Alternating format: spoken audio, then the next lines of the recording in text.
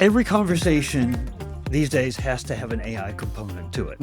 Right. And so, uh, you know, I want to talk a little bit about AI, and you called it, I think, smart automation without alienation, because a big part of adopting AI is to serve the customer better, but serving the internal customers should be a part of an AI implementation too, right? And learning, we have the opportunity to learn in a way at a scale that we haven't had before.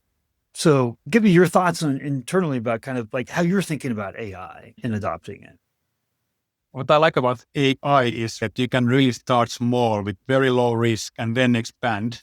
And yeah, I definitely wouldn't start from the customer interface directly, but exactly as you said, how do we harness the AI to serve our internal needs first? Of course, in support, it's straightforward. You can use AI to provide more meaningful content for support agents in the form of knowledge-based articles or something that they don't take that much time to search for those. Also, you can use AI to improve the quality and still that the AI is not exactly in the customer interface. Again, what we are using in Basper is we have an AI alerting if there's something, some cases likely to be escalated, and then we can still address that before the customer actually escalates. So when something is going slightly south, AI will help us getting back on track before something tangible happens in a negative way.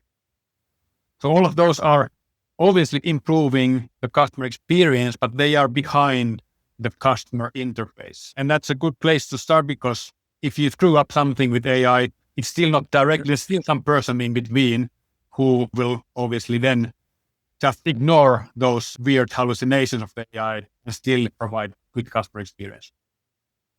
Well, I like the direction that you're going here in kind of wading in on AI because I know all of us, we get tons of vendors calling us all the time, right? And the latest AI solution, this is good. And it's like overwhelming. It's completely overwhelming. And it feels like it's going to just take over everything. But you talk about not only testing it, using it internally, but you also talk about having before implementing, and optimizing the CX, you got to have a real foundation on your own processes and building that before you start making big changes and introducing AI. So I wanted you to talk a little bit about that, about kind of the importance of that process foundation, if you could. Yes, and I think it can be, Steve, I think it can be started from two different directions, but I think the main point, in my opinion, here is that you need both of these components at some point. So what we did is that we first built the foundation. We made the global process for the whole global support organization, unified all the same tools, same ways of working, everything, and kind of made the machine to be consistent across all the customers, all the products, all the regions.